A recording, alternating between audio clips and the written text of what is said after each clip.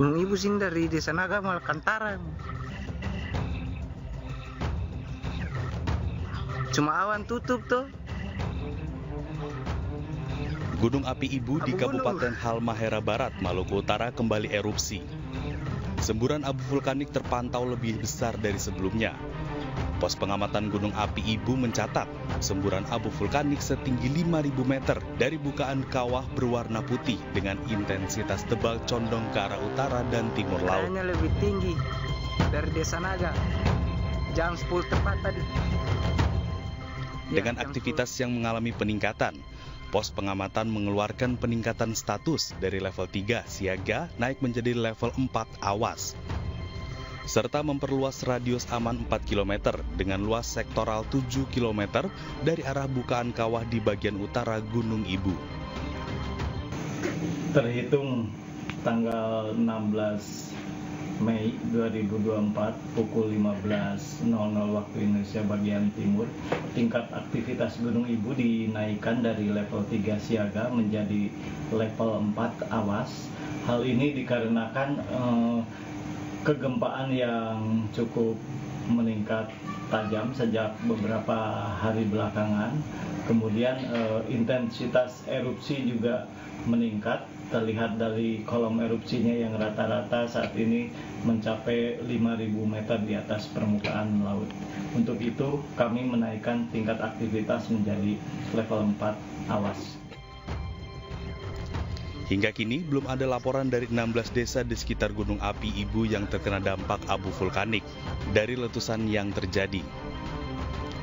Warga diimbau untuk menggunakan masker saat beraktivitas di sekitar lereng gunung. Dari Ternate, Maluku Utara, Ismail Sangaji, iNews melaporkan. Pemirsa, tingginya curah hujan 5 kecamatan di Kabupaten Mahakam Hulu, Kalimantan Timur terendam banjir. Ketinggian air sudah mencapai 4 meter dan menyebabkan aktivitas masyarakat lumpuh.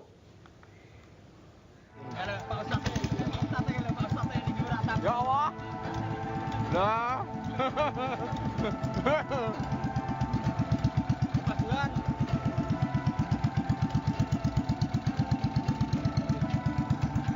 Inilah video amatir dari warga saat terjadinya banjir di 5 kecamatan di Kabupaten Mahulu, Kalimantan Timur.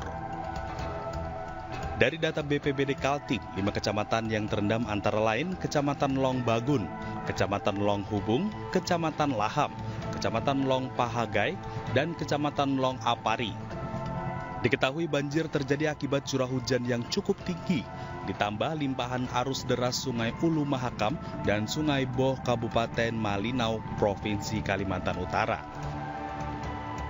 Ketinggian air kini sudah mencapai 4 meter dan menyebabkan aktivitas masyarakat lumpuh. Petugas gabungan diterjunkan untuk mengevakuasi masyarakat yang terjebak di lokasi banjir. Saat ini pemerintah provinsi telah mengirimkan sejumlah bantuan makanan dan air bersih untuk para korban. Insya Allah mulai besok pagi sudah berangkat 6.000 paket bantuan sembako untuk warga yang sudah disiapkan dari Dinas Sosial, kemudian juga alat kesehatan dari Dinas Kesehatan, BPBD juga menyiapkan perahu dan kebutuhan-kebutuhan penyelamatan warga. Diketahui banjir ini merupakan banjir terparah sepanjang sejarah di Kalimantan Timur. Hingga kini hujan masih terjadi di lokasi tersebut. Dari Samarinda, Kalimantan Timur, Ardi Wirya, iNews melaporkan. Polda Sumatera Barat melakukan pantauan udara menelusuri aliran sungai pasca banjir bandang melanda. Jauhnya penyebaran temuan korban banjir lahar dingin di 3 kabupaten dan kota terdampak, petugas menelusuri pencarian korban dengan pantauan udara. Meski terjadi di kawasan Gunung Merapi, tetapi sejumlah korban ditemukan jauh dari lokasi. Seperti di Pariaman, bahkan ke Sungai Batang Kuantan, Kabupaten Sijunjung. Pantauan udara ini guna melihat luas daerah terdampak dari banjir bandang dan memantau beberapa aliran sungai. Tim SAR hingga saat ini masih memperluas pencarian walaupun terkendala medan berat penuh lumpur, batu, dan kayu.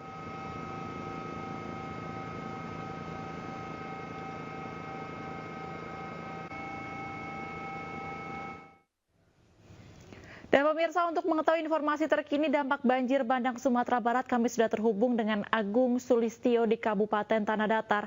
Halo, selamat malam Agung. Bagaimana hingga saat ini proses evakuasi korban berjalan? Baik, selamat malam Becky. Baik pemirsa, saat ini saya berada di posko utama tanggap darurat, tepatnya di Rumah Dinas Bupati Tanah Datar di Kecamatan Limbakaum. Memasuki hari kelima operasi SAR pada hari ini, ada penambahan data untuk khususnya di Kabupaten Tanah Datar. Ada jenazah yang sudah ditemukan saat ini mencapai 29 jenazah. Sedangkan untuk masih dalam tahap pencarian, ini ada 13 korban lagi yang saat ini masih dinyatakan hilang. Operasi SAR ini tadi sempat terhenti karena hujan deras sejak pukul setengah 4 sore tadi, dan operasi terpaksa dihentikan lebih cepat karena melihat kondisi medan yang cukup berat.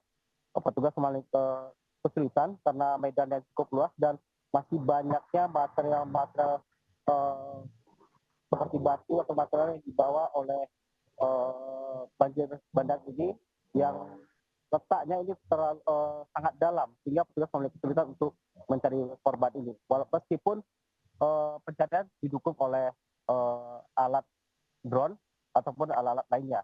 Sedangkan untuk alat berat ini di sebagian daerah ini belum bisa dimasuki karena keterbatasan jalur atau masih sempitnya jalan untuk masuk alat berat. Ya, Dedi.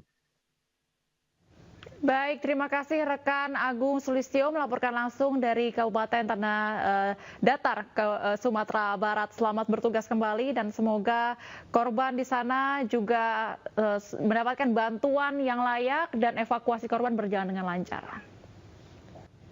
Menteri Sosial Tri Risma hari ini mengunjungi lokasi pengungsian korban banjir lahar dingin Gunung Merapi di Nagari Parambahan. Mensos meminta pengungsi direlokasi ke tempat yang lebih aman.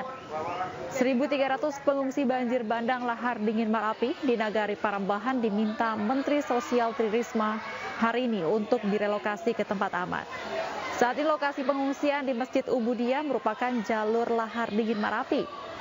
Keberadaan Masjid Ubudiyah juga berdekatan dengan bantaran sungai yang dilalui aliran banjir lahar dengan jarak kurang lebih 50 meter. Nagari Parambahan menjadi salah satu nagari terparah yang dilanda banjir lahar dingin. 9 warga meninggal dunia dan 1 masih dalam pencarian.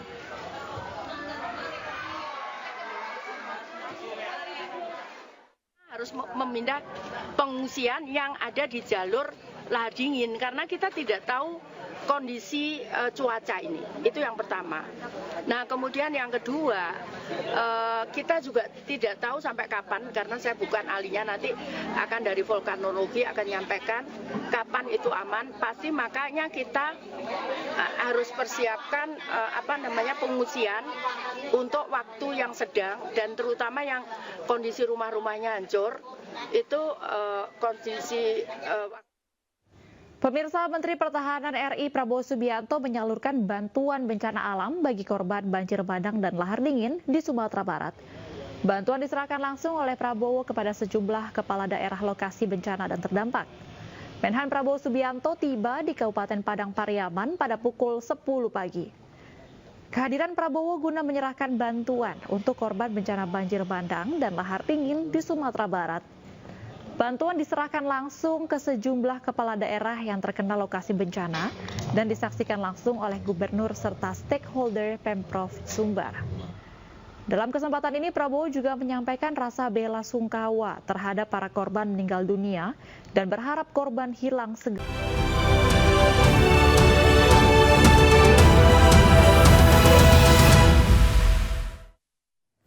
Sementara itu, pemirsa, kasus pembunuhan Vina oleh geng motor di Cirebon, Jawa Barat kembali viral di media sosial. Pasalnya selama 8 tahun, 3 tersangka pembunuhan dari total 11 tersangka belum juga ditangkap polisi. Polisi pun diminta keluarga korban agar tersangka segera ditangkap.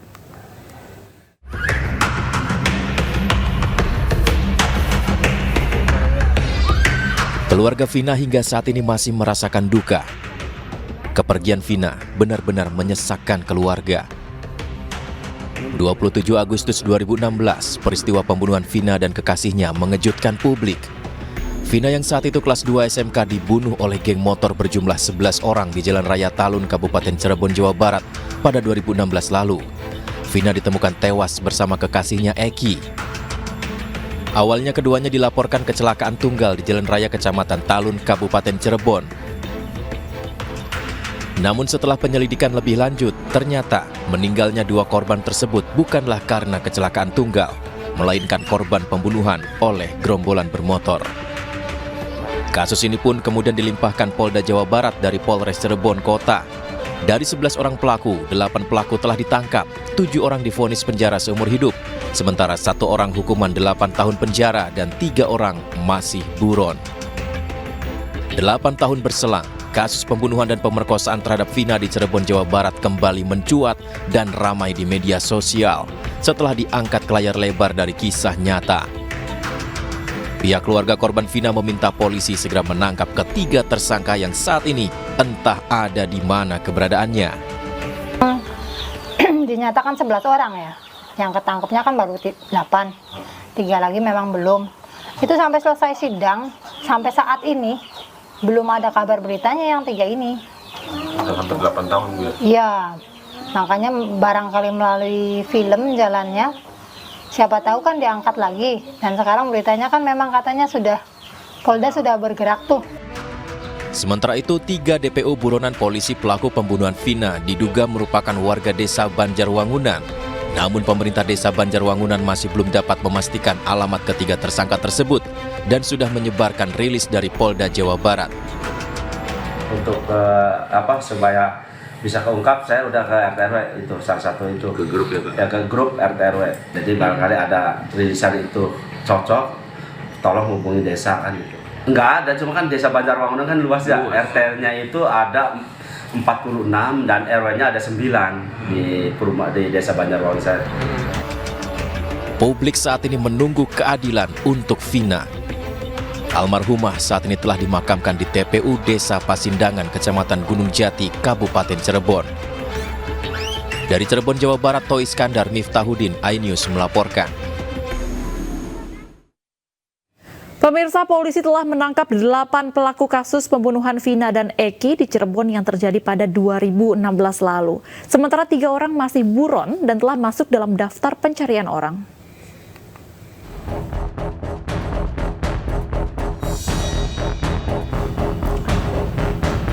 Polda Jawa Barat telah merilis daftar pencarian orang melalui media sosial. Dalam rilisnya, kepolisian mencari 3 orang pelaku yang masih buron terkait pembunuhan Vina dan Eki di Cirebon pada 2016 lalu. Yang pertama bernama Peggy alias Perong. Saat ini pelaku telah berusia 30 tahun. Ia terakhir tinggal di desa Banjarwangun, Kecamatan Mundu, Kabupaten Cirebon. Memiliki ciri-ciri khusus tinggi 160 cm, badan kecil, rambut keriting, dan kulit hitam.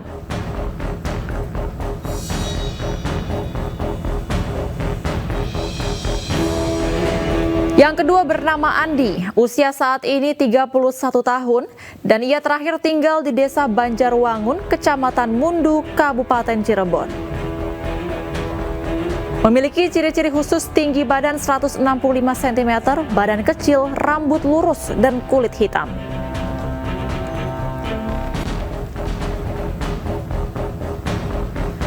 Kemudian DPO yang ketiga bernama Dani, berusia 28 tahun saat ini. Terakhir juga tinggal di desa Banjarwangun, Kecamatan Mundu, Kabupaten Cirebon. Memiliki ciri-ciri khusus tinggi badan 170 cm, badan sedang, rambut keriting, dan kulit sawo matang.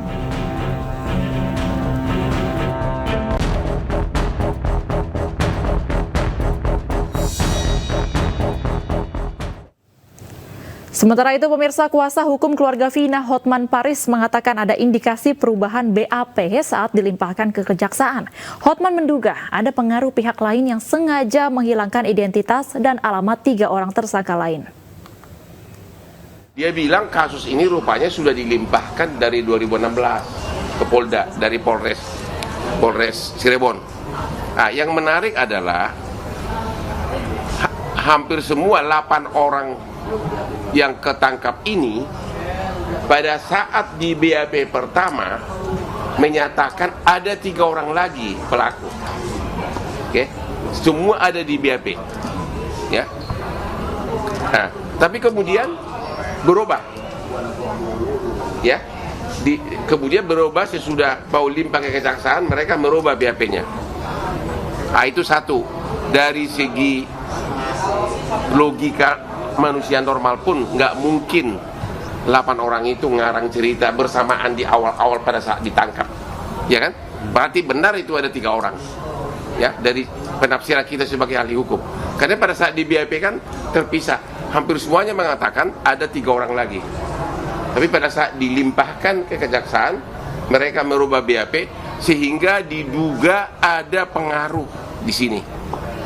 Ada pengaruh di sini sehingga 3 orang ini bahkan sampai sekarang seolah-olah alamatnya tidak jelas, padahal itu harusnya. Pemirsa, kita beralih ke informasi lainnya. Viral di media sosial, gambar peta desa Canggu, Kecamatan Kuta Utara, Badung, Bali diganti nama dengan New Moscow. Polisi menegaskan hal tersebut ulah oknum iseng dan menghimbau warga Bali untuk tetap tenang.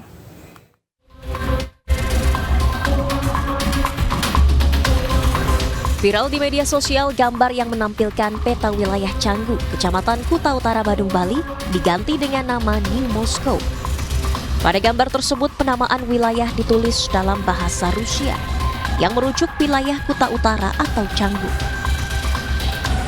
Pihak kepolisian daerah Bali pun telah mendalami terkait berita viral ini. Dari penelusuran awal diketahui penyebutan nama wilayah tersebut tidak ditemukan pada peta digital maupun internet. Polisi menduga gambar yang tersebar di media sosial hanyalah ulah iseng oknum tertentu. Polisi mengimbau masyarakat untuk tetap tenang dan tak perlu khawatir. Viral di media sosial seolah-olah ada peta yang judulnya Little Moscow, ya. Jadi kami dari Polda Bali mengimbau kepada masyarakat jangan terprovokasi.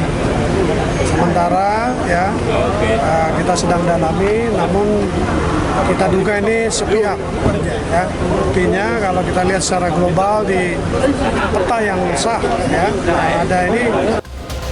Dengan berkoordinasi dengan instansi terkait, polisi tetap menyelidiki penemuan ini untuk menentukan ada atau tidaknya aturan yang dilanggar dan merugikan secara administratif. Dari Denpasar, Bali, Indira Ari, iNews melaporkan. Viral di media sosial, video berisi sejumlah WNA melakukan ritual bernuansa erotis. Polisi pun turun tangan dan diketahui ritual ini diinisiasi WNA asal India.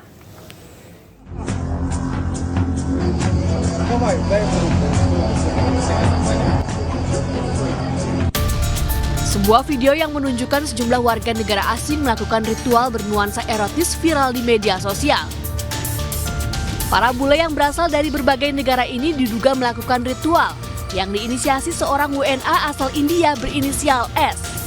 Pasca viralnya video tersebut, Polda Bali pun bergerak menyelidiki. Diketahui ritual menyimpang tersebut digelar tanpa sepengetahuan dan izin pemilik tempat. Lokasi ritual pun diduga berpindah-pindah namun diperkirakan berada di kawasan Ubud, Kabupaten Gianyar.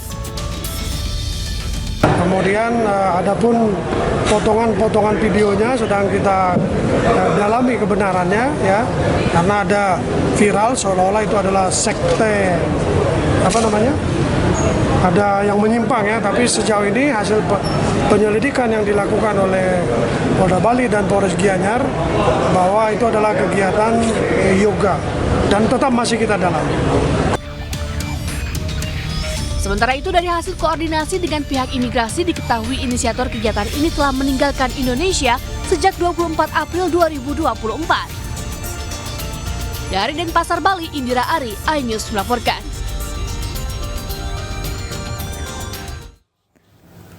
Pemirsa, Wakil Presiden ke-10 dan 12 Yusuf Kala hadir sebagai saksi di persidangan kasus dugaan korupsi pengadaan gas alam. Informasi selengkapnya akan kami hadirkan untuk Anda, tetaplah bersama kami.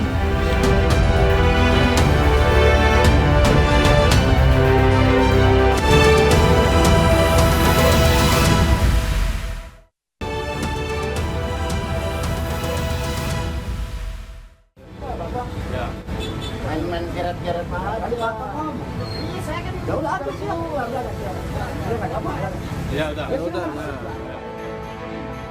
Petugas menjemput seorang oknum ketua RT setempat di rumahnya. Lantaran diduga telah menerima uang setoran sebesar Rp50.000 per hari dari juru parkir liar di sejumlah minimarket kawasan Galur Kemayoran, Jakarta Pusat. Tak hanya itu, para juru parkir liar di sejumlah minimarket dan satpam yang melakukan pemerasan dengan mematok tarif parkir tinggi di kawasan Senen juga dirazia oleh petugas. Tak sedikit dari mereka yang meresahkan warga dengan memaksa pengendara membayar tarif parkir. Dari razia, petugas mengamankan 12 juru parkir liar di sejumlah minimarket dan trotoar jalan. Untuk saat ini kita data dulu, jadi buat surat pernyataan bahwa mereka tidak melakukan itu lagi, tapi tetap barang bukti akan kita simpan karena nanti akan ditindaklanjuti di Satpol PP. Kalau ada itu dilaporkan kita namanya, lokasinya di mana, jamnya, itu akan kita tindak, anggota kita akan kita BAP.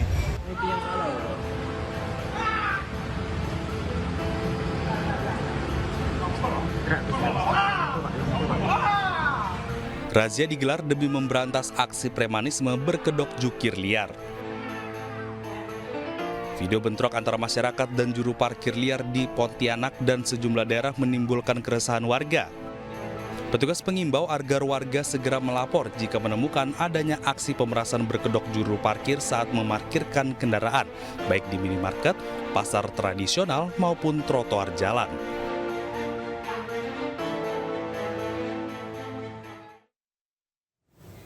Pemirsa, Polres Metro Jakarta Utara berhasil menangkap pelaku dan penadah pencurian ban mobil yang sedang terparkir di parkiran Mall ITC Cempaka Mas, Jakarta Pusat dan parkiran Rumah Sakit Umum Koja, Jakarta Utara.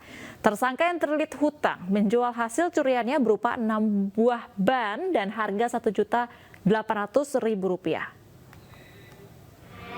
Ada kemalingan ban mobil di parkiran ITC Cempaka Mas. Itu malingnya jago banget, bannya dan curi. Berapa biji dicuri? 3. Tersangka pencurian ban mobil di parkiran Mall ITC Cempaka Mas dan Rumah Sakit Umum Koja, Jakarta Utara yang viral di media sosial akhirnya berhasil ditangkap tim Resmo Polres Metro Jakarta Utara di kawasan Koja, Jakarta Utara. Dari hasil pemeriksaan polisi, tersangka bernama Prayuda mengaku beraksi seorang diri. Tersangka menjual hasil curiannya kepada tersangka penadah Sumihar Hutajulu dengan harga Rp1.800.000. Tersangka menjalankan aksinya dengan cara merental mobil dan mengaku nekat mencuri karena terlilit utang. Dari tangan tersangka, polisi menyita 6 buah ban mobil, kunci ban, pakaian yang dipakai saat beraksi, kunci mobil, dan 1 buah handphone. Sejauh ini kita dapat informasi bahwa yang bersangkutan ini melakukan aksinya karena terlilit utang. Jadi si pelaku ini bekerja dengan mengoperasikan mobil dengan cara menyewakan mobil, disewa mobil. Nah ternyata pada saat yang bersangkutan mengoperasikan Grab tidak menutupi uang sewa. Jadi terlilit utang, ya kita jalan kita mencari yaitu ambil ban mobil yang pernah dia operasikan. Kalau pada saat melakukan aksinya cuma satu, dia sendiri. Dia mengerjakan aksinya itu kurang lebih hanya 20 menit. 20 menit. Tersangka Prayuda dijerat dengan pasal tentang pencurian dengan ancaman 7 tahun penjara. Sementara tersangka Sumihar Hutajulu dijerat pasal penadah barang curian dengan ancaman hukuman 4 tahun penjara. Dari Jakarta, Sofyan Firdaus, iNews melaporkan. Selanjutnya pemirsa, Wakil Presiden ke-10 dan 12 RI Yusuf Kala hadir sebagai saksi di persidangan kasus dugaan korupsi pengadaan gas alam di Pengadilan Tipikor Jakarta Pusat. Yusuf Kala dihadirkan oleh tim kuasa hukum terdakwa mantan Dirut Pertamina Karen Agustiawan sebagai saksi meringankan. Wakil Presiden ke-10 dan 12 RI Yusuf Kala tiba di Pengadilan Negeri Tipikor Jakarta Pusat pada pukul 10 pagi. JK hadir sebagai saksi di persidangan kasus dugaan korupsi pengadaan LNG atau gas alam cair dengan terdakwa mantan Dirut Pertamina, Galaila Karen Kardina alias Karen Agustiawan. Tim hukum terdakwa menghadirkan JK sebagai saksi meringankan dan untuk membantah tuduhan adanya kerugian negara dari jaksa penuntut umum. Dalam kasus ini, Karen Agustiawan didakwa telah merugikan negara sebesar 113,84 juta dolar Amerika Serikat atau setara dengan 1,77 triliun rupiah. Kebijakannya kita susun dan kita tahu juga itu jangka panjang. Dan karena itulah maka harus disimbangkan antara kebutuhan dan supply. Karena itu perlu tambahan dari luar. Karena kita punya produksi juga diimpor sebagian besarnya. Diekspor, maaf. Pimpinan atau diri membuat kebijakan itu mestinya selama tidak menguntungkan dia sendiri, itu bukan kriminal. Sebelumnya KPK telah menetapkan Karen Agustiawan sebagai tersangka pada 20 September 2023 yang lalu karena diduga merugikan negara senilai 2,1 triliun rupiah.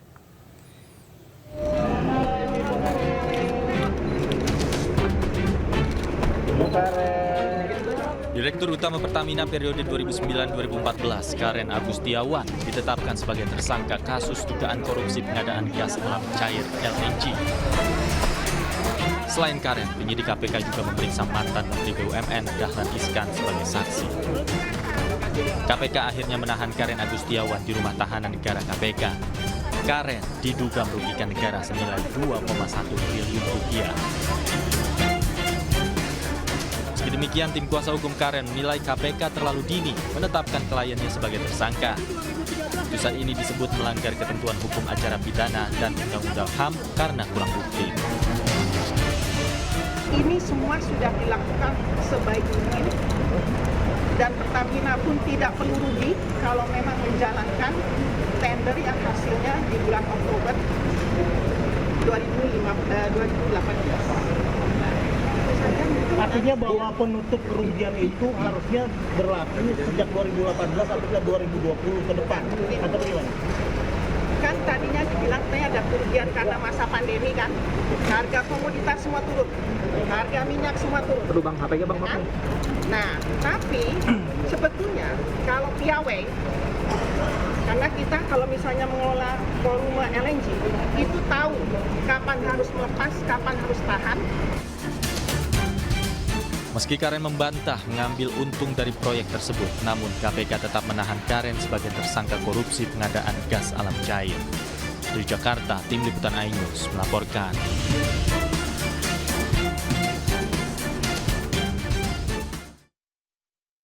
Pemirsa, nasabah PT MNC Finance di Jakarta Barat mendapatkan 1 unit sepeda motor dalam program Gebiar Promo Loyalty Customer 2024. Hadiah ini sebagai apresiasi kepada nasabah setia yang mempercayakan MNC Finance sebagai perusahaan pembiayaan.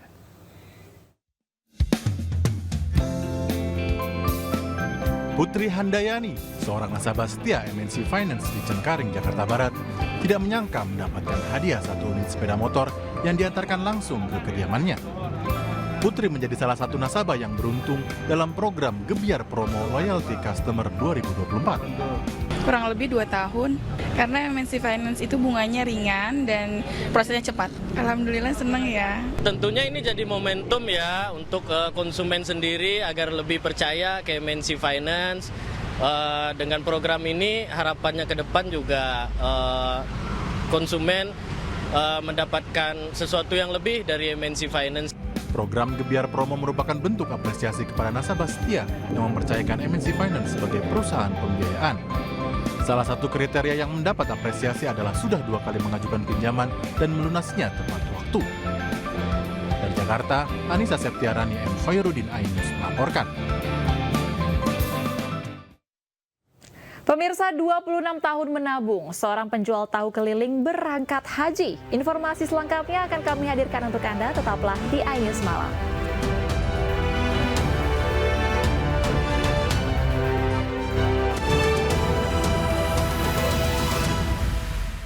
Dan pemirsa, kami sudah terhubung dengan rekan kami, Suhud Nur Fadli di Madinah, Arab Saudi. Assalamualaikum Suhud, selamat malam waktu Indonesia. Bagaimana kondisi para jemaah UPG 5 yang terlambat tiba karena mesin pesawat mereka sempat mengeluarkan api? Ya, selamat sore waktu Madinah, Arab Saudi, Baby. Dapat saya laporkan bahwasanya kloter UPG 5 tadi pagi sudah mendarat dengan selamat di Bandara Amir Muhammad bin Abdul Aziz Madinah. Saat ini 450 jemaah haji dan juga petugas yang tergabung di kloter UPG 5 sudah beristirahat dengan nyaman dan aman di hotelnya masing-masing, baby. Selain itu juga dapat saya informasikan bahwasanya per hari ini Bandara Ama juga mencatatkan sejarah dengan kedatangan jemaah haji tertua bahkan mungkin di dunia ini, baby, karena berusia 110 tahun. Namanya Harjo Mislan yang tergabung dalam kloter 19 Surabaya. Harjo Mislan berasal dari Ponorogo, Jawa Timur dan berangkat haji tahun ini bersama dengan anak, menantu dan besanya, baby. Baik, dan Su, tadi Anda sebutkan ini hal yang menarik, ada jemaah calon haji yang usianya 110 tahun. Lalu bagaimana kondisi kesehatan khususnya para jemaah yang lansia dan juga jemaah lainnya di sana, terutama di Madinah, Arab Saudi? Untuk Harjo Mislan sendiri saat tadi tiba di Bandara Amas terlihat riang gembira dengan raut muka yang semeringah, baby. Mengingat ini adalah penantian yang hampir 1/4 abad sudah didambakan oleh Harjo Mislan.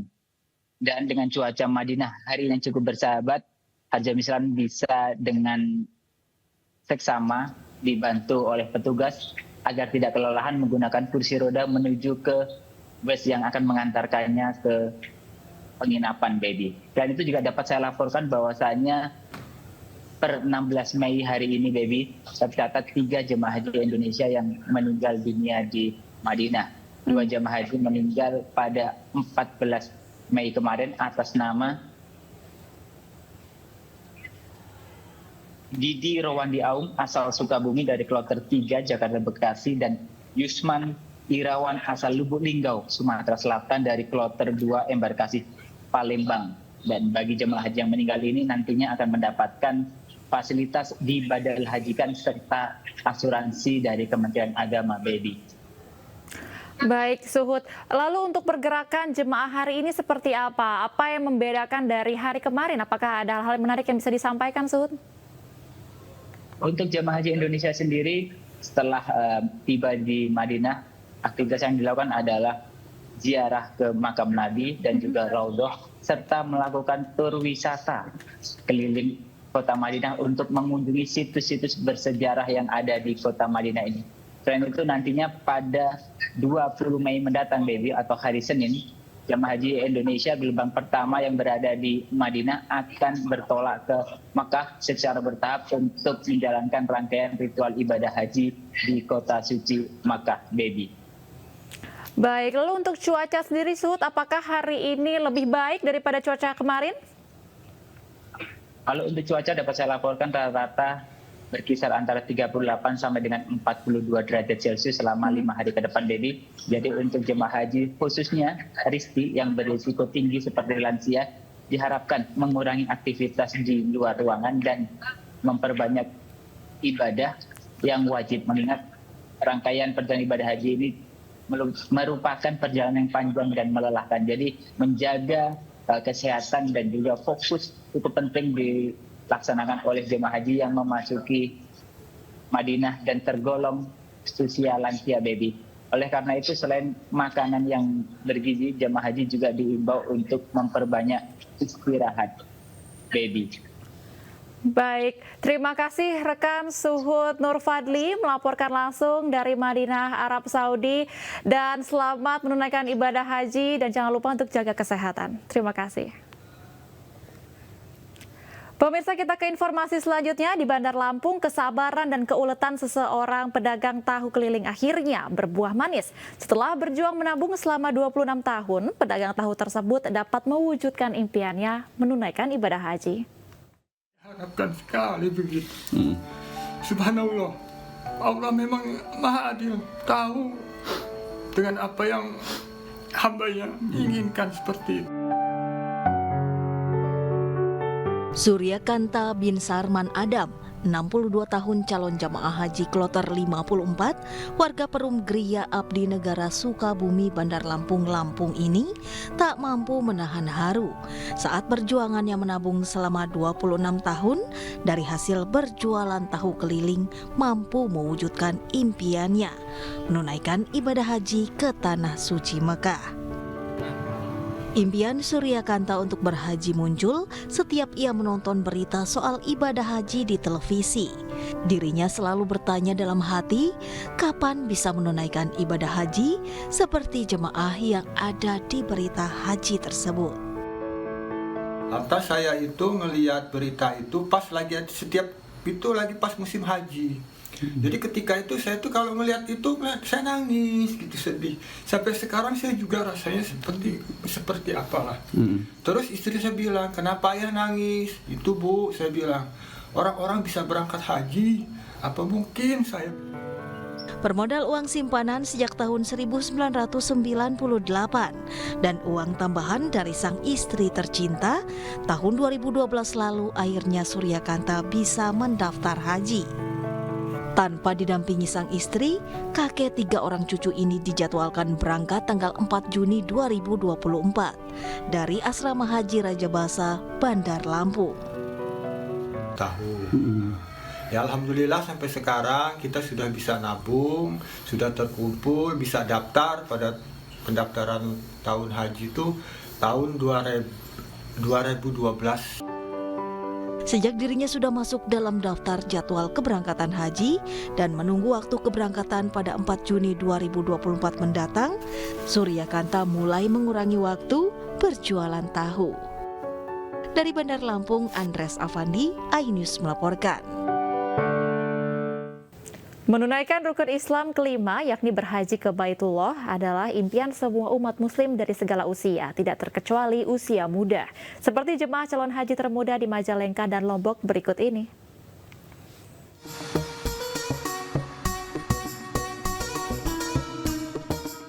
Rani Amanda merupakan calon jemaah haji termuda asal Cikijing, Majalengka, Jawa Barat, yang masih berumur 18 tahun. Rani Amanda merupakan anak ketiga pasangan Toto dan Jojo dan masih duduk di bangku SMA Negeri Cikijing. Rani Amanda dan kedua orang tuanya berangkat haji, masuk kelompok terbang 04 melalui embarkasi Bandara Kertajati, Majalengka. Sebelum keberangkatan ke Tanah Suci, Rani telah mempersiapkan kebutuhan selama melaksanakan ibadah haji, seperti obat-obatan untuk menjaga kesehatan selama di Tanah Suci. Ini Rani kan sama orang tua. Apakah nanti Rani di sana tetap mengawasi, menjaga orang tua? Ya pasti. Saya tujuan saya di sana sekaligus pengen ibadah benar-benar sama orang tua. Sementara di Lombok, Nusa Tenggara Barat, Taufik Hidayat menjadi jemaah calon haji termuda yang diberangkatkan dari embarkasi Lombok tahun 2024. Taufik Hidayat sendiri masih berumur 19 tahun dan tergabung dalam kloter 3 asal Lombok Barat yang akan berangkat ke Tanah Suci bersama 392 jemaah lainnya. Taufik menuturkan dirinya menjadi calon jemaah haji menggantikan almarhumah ibunya. Alumni SMK 1 Lingsar yang lulus tahun 2023 ini mengungkapkan rasa syukurnya atas keberangkatannya. Dirinya menuturkan, dirinya mendapat informasi keberangkatan sejak mendapatkan surat panggilan 5 bulan lalu. Untuk ini karena saya kelimpahan dari almarhumah ibu saya, jadi saya gantikan dia, makanya dapat di usia ini. Ibunya tahun berapa dia? Tahun 2020 kemarin meninggal. Ditunda. Akhirnya langsung dilimpahkan ke saya. Taufik Hidayat, calon jamaah haji termuda ini juga sekaligus menjadi ketua rombongan 10 pada kloter 3 penerbangan embarkasi Lombok. Dari Majalengka dan Lombok, tim liputan iNews melaporkan. Dan untuk pertama kalinya La Liga menggelar acara di tanah air bertajuk La Liga Extra Time. Ini merupakan acara diskusi yang melibatkan La Liga serta pemangku kepentingan di sepak bola Indonesia.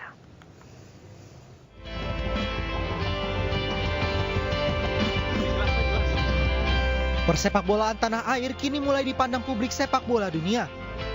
Hal inilah yang membuat La Liga untuk pertama kalinya di Indonesia menggelar acara La Liga Extra Time. Acara ini merupakan acara diskusi yang melibatkan La Liga serta para pemangku kepentingan atau stakeholder sepak bola Indonesia, serta menjalin hubungan dan mendiskusikan masa depan industri sepak bola. Selain itu, gebrakan yang baru pertama kali dilakukan La Liga di tanah air ini merupakan upaya La Liga mengembangkan potensi sepak bola Indonesia dimulai dari akar rumput hingga lebih memprofesionalkan industri ini dan para penggemar. As you know, La Liga has a strong presence in Indonesia because this is one of our main markets, very important, growing a lot. We like to take care of making an impact into the youth football development in Indonesia, hopefully to contribute to this society, right? And today that was a good excuse to keep growing together because for us it's very important the talent of the country and also to help the country Indonesia to become better in football, infrastructure, professionalization and so on. Diharapkan kehadiran La Liga terus dapat memberi dampak positif untuk sepak bola Indonesia. Dari Jakarta, Nur Aryadin, iNews melaporkan.